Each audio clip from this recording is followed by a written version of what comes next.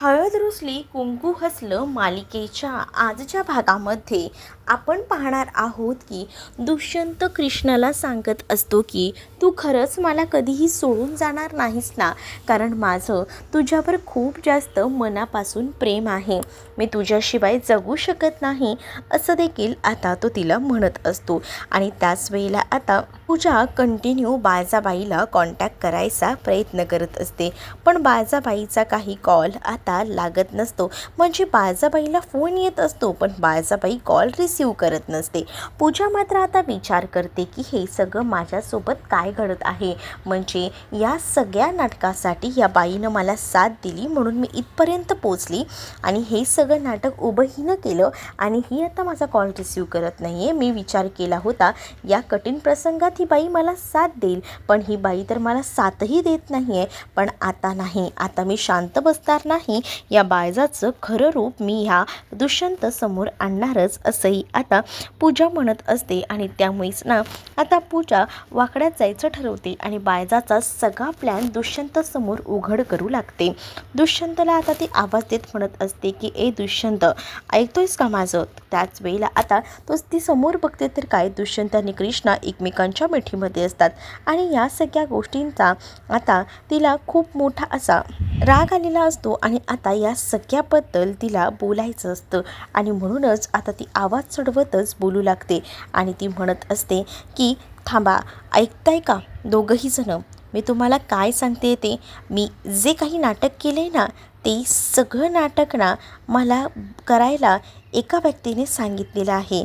तर ती व्यक्ती दुसरी तिसरी कोणी नसून तुझी आईच आहे आणि तुझ्या आईनेच हे सगळं काही माझ्याकडनं करून घेतलं आणि आता तुझ्या आई ना या सगळ्यामध्ये नामानिराळी झालेली आहे. म्हणजेच ती आता असं दाखवते की तिने हे केलेलं नाही आहे, पण मला घरामध्ये आणण्यासाठी सुद्धा तिचाच हातभार होता. त्या डॉक्टरला सुद्धा पैसे तिनेच दिले आणि हे सगळं काही तिनंच केलेलं आहे. या सगळ्या गोष्टी आता बोलल्या जात असतात आणि जेव्हा या सगळ्या गोष्टी बोलल्या जातात ना तेव्हा मात्र आता इथे असणारा दुष्यंत चिडलेला असतो, कारण दुष्यंतला आपल्या आईबद्दल काही बोललेलं सहन होत नसतं. त्यातच पूजा तोंडाला येईल ते बाळजाबाईबद्दल बोलत असते आणि त्याचं त्याच्या आईवर अफाट प्रेम तो थोडी काही ऐकून घेणार आहे. जरी ते गोष्ट खरी असली तरीसुद्धा आता तो ह्या सगळ्या गोष्टी ऐकून घ्यायच्या मनस्थितीत नसतो आणि त्यामुळेच तो आता तिच्यावर आवाज चढवतच बोलत असतो. तर दुसरीकडे मात्र आता दुष्यंत म्हणत असतो की तुला काय बोलायचं आहे ना ते बोल, पण तुझ्यासारख्या खोटाड्या मुलीवर ना मी विश्वास ठेवणारच नाही, कारण याआधीसुद्धा तू माझ्यासोबत किती खोटं बोलली आहेस हे मला चांगलंच माहिती आहे. आणि खोटं बोलूनच तुला असं वाटत असेल की जग जिंकता येत असेल, पण तू ह्या सगळ्यामुळे ना हळूहळू का होईना माझ्या मनातून पुरती उतरली आहेस असं देखील आता पूजाला दुष्यंत बोलत असतो. आणि तो सांगू लागतो की माझ्या कृष्णावर मनापासून प्रेम आहे आणि आमच्यामध्ये यायचा प्रयत्नही करू नकोस, आमच्या संसारात विघ्न आणण्याचा प्रयत्न करू नकोस. ज्या काही गोष्टी आहेत त्या तुझ्या समोर आहेत आणि त्यामुळेच मी तुला सांगतोय माझ्यापासून आणि कृष्णापासून लांब राहायचं आणि माझ्या आईबद्दल पुन्हा तुझ्या तोंडून असे शब्द मी ऐकून घेणार नाही असं देखील आता दुष्यंत म्हणत असतो. आणि दुष्यंत आता रागारागामध्ये असतो, म्हणूनच आता दुष्यंतला कसं तरी शांत करण्याचं काम कृष्णा करत असते. कृष्णा म्हणत असते की नका नका इतकी चिडचिड करू, शांत व्हा. आणि असं बोलून ती आता त्याला शांत करण्याचा प्रयत्न करू लागते. दुसरीकडे आता पूजा विचार करते की मी एवढं सगळं सांगून सुद्धा या माणसाचा या सगळ्या गोष्टीवर विश्वास बसत नाही आहे. कमाल झाली, म्हणजे ही लोक एवढं सगळं होऊन सुद्धा त्या बाळजावर विश्वास ठेवत आहेत असं कुठेतरी मनामध्ये ना आता वाटू लागलेलं असतं या पूजाच्या. आणि त्यामुळे पूजा आता विचार करते की हे काय झालं माझ्यासोबत, म्हणजे मला प्रेम हवं होतं दुष्यंतचं पण मला मिळालं नाही आणि माझ्या बहिणीनंच त्याला असं काही घेतलं आहे ना आपल्या गायामध्ये जेणेकरून तो मला कधीही भेटणार नाही. त्यामुळे आता ती तिथेच उभं राहून जोरजोरात हसू लागते आणि ह्या सगळ्यामध्ये बाळजाबाई तुझा तर मी गेम वाजवणारच असं तिने आता निश्चय केलेला असतो. दुसरीकडे आता पाहायला मिळत असतं बाळजाबाई खूप जास्त घाबरलेली असते, म्हणजेच तिला आता असं वाटत असतं की या सगळ्यामध्ये डोक्यामध्ये काही झालं तरीसुद्धा आपलं नाव यायला नको, आपलं नाव जर त्या पोरीनं घेतलं तर आपलं काही खरं नाही, असाही विचार ना आता डोक्यामध्ये सतत फिरत असतो. म्हणून आता मग ती विचार करते की की काय करू, काही बोलली तर नसेल ना, तिने तोंड तर उघडलं नसेल ना, असे अनेक विचार ना डोक्यामध्ये बायजाच्या येत असतात. दुसरीकडे आता ज्या वेळेला दुष्यंत आणि कृष्णा गाडीतून येत असतात त्यावेळेला दुष्यंत म्हणत असतो की बघितलंस ना, ती काय काय म्हणून बोलत होती माझ्या आईबद्दल जर असं कोणी काही बोलत असेल ना तर मला ते सहन होत नाही. कारण माझ्या आई असा कशाला संसार कोणाचा उद्ध्वस्त करेल, तिचा स्वतःचा संसार नीट बसला नाही आहे म्हणून ती काय तिच्या मुलाचाही संसार उद्ध्वस्त करेल का. पूजाला बोलण्याची पण लिमिट नाही आहे, म्हणजे ती इतकं खोटं बोलते ना की ह्या एवढ्या खोट्या बोलण्यामुळे तिला वाटत असेल की ती माझ्या मनात अजून जागा निर्माण करते, तर नाही, ती अजून माझ्या मनातून उतरते. माझी आई किती चांगली आहे आणि ती किती गावकऱ्यांचा आणि माझा विचार करते ना, या सगळ्या गोष्टी मला माहिती आहेत. पण या सगळ्या गोष्टी पूजाला काय कळणार आहे. सरळ मला म्हणते की हे सगळं काही आईनं करून आणले. लाज पण वाटली नाही तिला हे सगळं काही बोलताना, असाही विचार ना आता दुष्यंत करत असतो. पण कृष्णाच्या मनामध्ये एक नाही तर अनेक विचार सुरू असतात. कृष्णाला कळत असतं की नक्कीच पूजानं नाव घेतलेलं आहे, याचा अर्थ या सगळ्याच्या मागे बायजा असू शकते का, असा विचार ना आता कृष्णा करत असते. म्हणूनच आता दुष्यंत बोलत असतो. दुष्यंतचा आपल्या आईवरचा असलेला विश्वास, आईवरचं असलेलं प्रेम, या सगळ्या गोष्टींचा विचार आता कृष्णा करत असते. कारण दुष्यंतला आईबद्दल बोलायला सांगितलं तर त्याच्याकडे खूप काही त्याच्या आईबद्दल बोलण्यासारखं असतं. कारण आतापर्यंत बायजाने त्याच्यासमोर चांगलं असल्याचं, चांगलं वागण्याचं नाटक केलं होतं. तिचे कोणतेच गैरव्यवहार अजूनपर्यंत या दुष्यंतला माहिती नव्हते. म्हणूनच तर तो आता गोडवे गात होता बायजाबाईचे. पण या सगळ्या गोष्टी ना या कृष्णाला बरोबर माहिती होत्या. म्हणूनच आता कृष्णा ही विचार करत असते आणि ती मनातल्या मनात म्हणते की दुष्यंत सरकारांचा त्यांच्या आईवर किती विश्वास आहे ना, किती प्रेम करतात ना ते आपल्या आईवर. पण पूजा म्हणत होती तेही काही चुकीचं नाही आहे. म्हणजे पूजाने जे काही आपल्याला सांगितले त्या गोष्टीचा विचार ना आता कृष्णा करत असते. पूजा उगाचच अशा गोष्टी सांगणार नाही. म्हणजे खरंच तिला ब्लॅकमेल केलं गेलेलं होतं का, काय घडलं होतं नेमकं, या सगळ्या गोष्टींची उत्तरं ना मला पूजाच देईल. जर पूजा असं म्हणत होती तर आता ज्या वेळेला पूजा घरात आणली होती तेव्हाच कृष्णाला सगळा सीन आठवतो. कशी बायजाबाई तिला सावरत असायची, कशी बाजू त्याची मांडायची, आणि त्यामुळेच ना आता इथे असणाऱ्या कृष्णाला संशय येत असतं. आणि पूजा जे काही बोलत असेल ते खरं असेल ना तर त्या बाजाला तर मी आता सोडणारच नाही आहे, कारण तिनं माझा संसार उद्ध्वस्त करायचा प्रयत्न केलेला आहे, असाही विचार आता कृष्णाच्या मनामध्ये येत असतो. आणि म्हणूनच कृष्णा आता थोडीशी का होईना जरा नाराज असते, कारण तिच्या डोक्यामध्ये एक ना अनेक विचार सुरू असतात.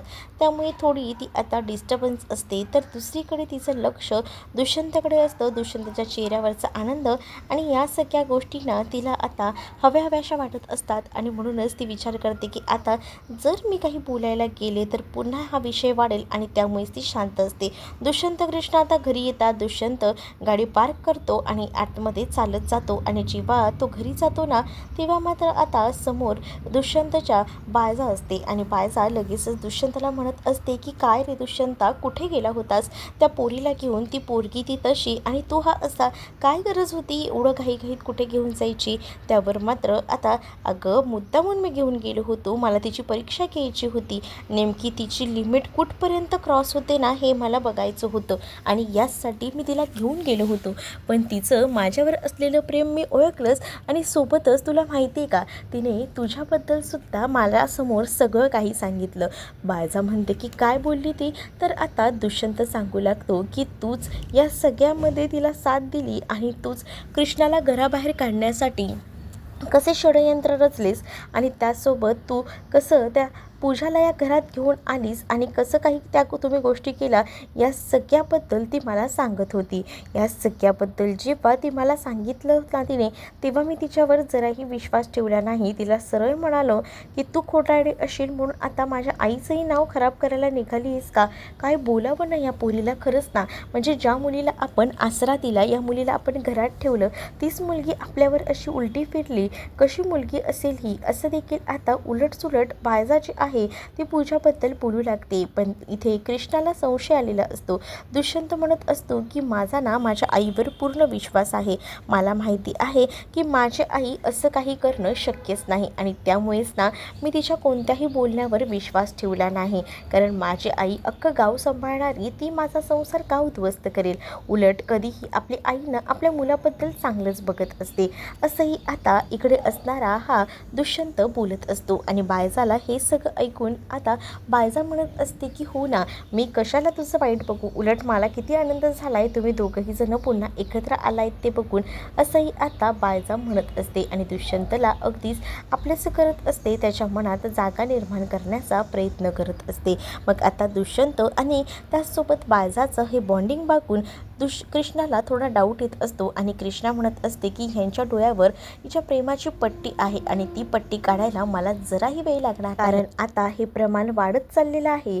तिला असं वाटत असेल की या सगळ्या गोष्टी तिच्या सोयीच्या आहेत, पण नाही, सोयीनुसार ती या सगळ्या गोष्टी जवळ घेते आणि गावकऱ्यांचेही हाल करते आणि सोबत दुष्यंत सरकारांचे सुद्धा.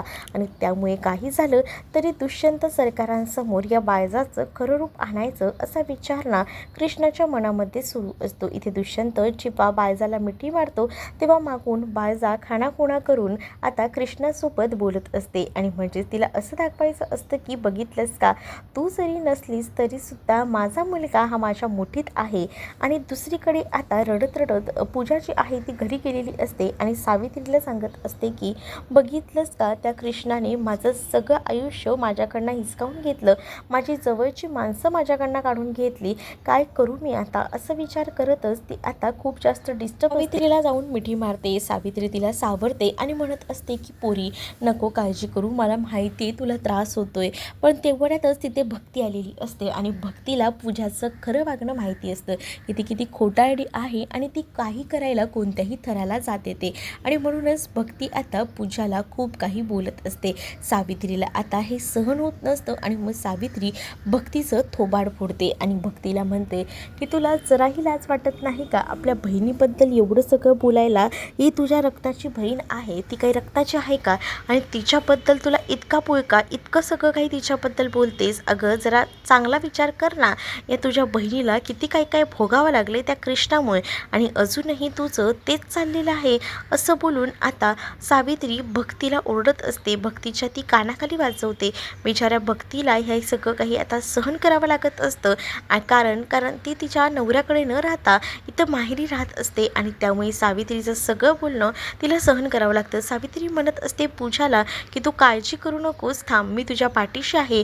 ती कृष्णा त्या पुन्हा घरात घुसली ना, त्या कृष्णाला त्या घरात ना कसं बाहेर काढायचं ना हे मला चांगलंच माहिती आहे, असं देखील आता म्हटलं जात असतं. आणि हे सगळं बघत असते भक्तीला आता सावित्रीचा राग येत असतो, कारण सावित्री खूपच चुकीचं वागत असते. तिला असं वाटत असतं की या सगळ्यामध्ये ती जे काही करते ते बरोबर आहे, पण तेव्हाच आता तिला ह्या गोष्टी कळत नसतात की ती किती चुकत आहे ते. दुसरीकडे आता दुष्यंतने मिठी वगैरे मारलेली असते बायजाला, तर आता दुष्यंत आपल्या रूममध्ये फ्रेश होण्यासाठी म्हणून निघून जातो, कारण दुष्यंत आता खूप जास्त थकलेला असतो. ज्या काही गोष्टी घडलेल्या असतात त्यामुळे तो आधीच खूप जास्त डिस्टर्ब असतो, त्यामुळे आता तो रूममध्ये निघून गेलेला असतो. तेवढ्यातच कृष्णा तिथे उभी असते आणि कृष्णाला आता बायजा म्हणत असते बघितलंस का, माझ्या मुलाचा माझ्यावर किती विश्वास आहे ते, म्हणजे जरा जरी कोणी सांगितलं तरी तो कोणाचं ऐकणार नाही. राहिला प्रश्न तुझा, तर तुझंही तो कधीच ऐकणार नाही. त्यावर आता कृष्णा म्हणत असते की जरा जरी भीती बाळगाव, आत्ताच तुमचा पोरगा वरती गेला आहे, जरा घरात तरी पोचू दे त्याला रूममध्ये, त्याच्या आधीच तुमचं सुरू झालं का, कारण त्याने जर थोडे तरी शब्द ऐकले ना तरी आतापर्यंत तुम्हाला जी त्यांनी मिठी मारली होती, तुमच्यावर जो विश्वास दाखवला होता, 2 मिनिटात कुठच्या कुठं निघून जाईल. मग विचार करा तुमची काय हालत होईल ते, असं देखील आता कृष्णा बायजाला म्हणत असते.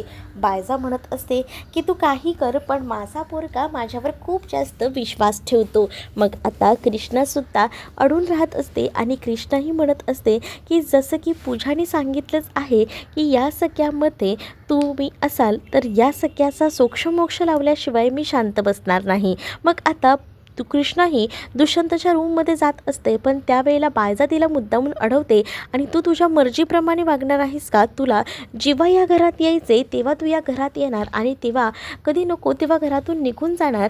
मग हे कसं चालणार आहे? त्यावर बायजाला कृष्णा म्हणते की हे घर माझं आहे, मी कृष्णा दुष्यंत रांगडे पाटील आहे आणि त्यामुळेच ना मला तुम्ही काहीच सांगू नका आणि मी तुमचं काही देखील ऐकून घेणार नाही आहे, त्यामुळे शांतच बसा असं देखील आता म्हटलं जात असतं. आणि माझा या घरावर हक्क आहे आणि दुष्यंतची मी बायको आहे, त्यामुळे मी या घरात त्याच आदरानं त्याच आदमीनं राहणार देखील आता कृष्णा म्हणत असते. कृष्णाचं बोलणं ऐकून काय बोलावं आणि काय नाही हे बायजाला कळत नसतं, कारण बायजाची सगळीकडून कोंडी आता कृष्णानं करून ठेवलेली असते. कृष्णा आता म्हणत असते की तुमचे दिवस संपत आलेले आहेत आणि बघा तुम्हाला मी कसं वेठीस धरते ते तुम्हालाही चांगलंच माहिती आहे की तुमच्याबरोबर मी काय करेन ते. असं बोलून आता दुष्यंत जेव्हा वर निघून जातो ना तेव्हा कृष्णा मुद्दामून बायजाला घाबरवायचा देखील प्रयत्न करत असते. त्यावेळेला जेव्हा कृष्णा बायजाच्या अंगावर अशी थोडीशी पडते तेव्हा मात्र आता बायजा घाबरते आणि बायजा मागे होते. कृष्णा म्हणत असते, बघितलं का इतक्यातच घाबरलात, पण तुम्हाला माहिती आहे का या सगळ्या ज्या काही गोष्टी आहेत त्या अशा बदलून लावेन ना, मग बघतच बसा की काय काय होतंय ते. मी तुम्हाला वाटलं का शांत बसेन, पण नाही, तुमचं हे खरं रूप मी दुष्यंत सरकारांसमोर आणणारच. तुम्हाला आता खूप जास्त गर्व वाटत असेल, तुम्हाला वाटत असेल की या सगळ्या गोष्टी मी सहजासहजी सोडून देईन, तर नाही, या गोष्टीचा पाठपुरावा केल्याशिवाय मी शांत बसणार नाही आणि या गावकऱ्यांच्या पाठीशी सुद्धा आता मी उभी राहणार आहे आणि तुमचं हे खरं रूप सगळ्या जगासमोर आणणारे असं देखील कृष्णा आता बायजाला बोलू लागते. बायजा आता कृष्णा गेल्यानंतर एकटक विचार करत तेच थांबलेली असते, तर दुष्यंत रूममध्ये आलेला असतो आणि दुष्यंत रूममध्ये येऊन विचार करत असतो. तेवढ्यातच तिथे आता कृष्णा आलेली असते आणि कृष्णा दुष्यंतला असं विचार करताना बघते. कृष्णा रूममध्ये आल्यानंतर दुष्यंतला सॉरी म्हणते आणि मी उगाच काहीतरी गैरसमज करून घेतला, काही विचार केला नाही आणि मग त्यानंतर तुम्हाला इतका सगळा त्रास झाला आणि मी घर सोडून निघून गेले, त्यामुळे तुमचे किती हाल झाले मी ओळखू शकते असं देखील कृष्णा आता दुष्यंतला बोलत असते. दुष्यंत म्हणत असतो की मला माहिती आहे तुझा गैरसमज झाला होता, पण खरं खरं सांग, तू यानंतर मला सोडून तर जाणार नाहीस ना? कारण माझं तुझ्यावर खरंच खूप मनापासून प्रेम आहे आणि मी तुझ्याशिवाय नाही राहू शकत, कारण तुलाही माहिती आहे की ती पूजा कशी आहे. उलट ना कधी कधी मलाच माझा राग येतो, मी का म्हणून त्या पूजासारख्या प्रेमात पडलो असाही विचार ना आता दुष्यंतला येत असतो आणि दुष्यंत या सगळ्याबद्दल कृष्णाला बोलून दाखवतो. तो म्हणत असतो की किती खोटारडी आहे ती आणि मी त्या खोटारड्या मुलीच्या प्रेमात पडलोय असं देखील आता तो म्हणत असतो. पण आता माझं मला कळले, या सगळ्यामुळे मला एक गोष्ट कळली आहे की माझं तुझ्यावर खूप जास्त प्रेम आहे आणि कृष्ण मी तुला खरं सांगतो, तुझ्याशिवाय मी जगू शकत नाही. मला कळलंय तूच माझ्या आयुष्याचा पूर्णपणे आधार आहेस, तूच माझी अर्धांगिनी आहेस असं देखील आता तो तिला म्हणत असतो. त्यामुळे आता कृष्णाला सुद्धा भरून आलेलं असतं. कृष्णाही आता दुष्यंतकडे बघत असते आणि दुष्यंतच्या प्रेमाचा ती स्वीकार करते, कारण इतके वर्ष तिला कोणाचंच प्रेम मिळालं नव्हतं, पण आता भरभरून प्रेम करणारा नवरा मात्र कृष्णाला मिळालेला होता आणि त्यामुळे कृष्णाला आता स्वतःचंच कौतुक जास्त वाटत असतं. दुष्यंतला ती सांगत असते की मी तुम्हाला वचन देते की यानंतर मी तुम्हाला कधीही कुठेच सोडून जाणार नाही आणि असं तिने जेव्हा आता म्हटलं जातं तेव्हा दुष्यंत कृष्णाला घट्ट मिठी अशी कडकडून मारतो, कारण त्याची कृष्णा ही जीवापाड होती, तो खूप जास्त तिला जीव लावायचा आणि त्यामुळेच ना जेव्हा ती म्हणते की मी तुम्हाला सोडून जाणार नाही त्यावेळेला दुष्यंतला खूप जास्त भरून येतं आणि म्हणूनच दुष्यंत कृष्णाला घट्ट अशी मिठी मारतो. तो तिला जवळ घेतो आणि ज्या वेळेला तो तिला आता जवळ घेतो तेव्हा कुठे जाऊन आता कृष्णासुद्धा मनातल्या मनात विचार करत असते आणि जे ठरवत असते की पूजे जे काही बोलली होती त्या सगळ्याचा खुलासा करायला हवा आणि तसाच विचार करून ना आता ती पुन्हा एकदा सावित्रीकडे जाते. तर सावित्री आता तिच्यावर आवाज चढवून बोलत असते, पण पहिल्याची कृष्ण राहिलेली नसते. पहिल्यांदा जेव्हा कृष्णा गुळू असायची आणि सगळं काही ऐकून घ्यायची तशी कृष्णा राहिलेली नसते.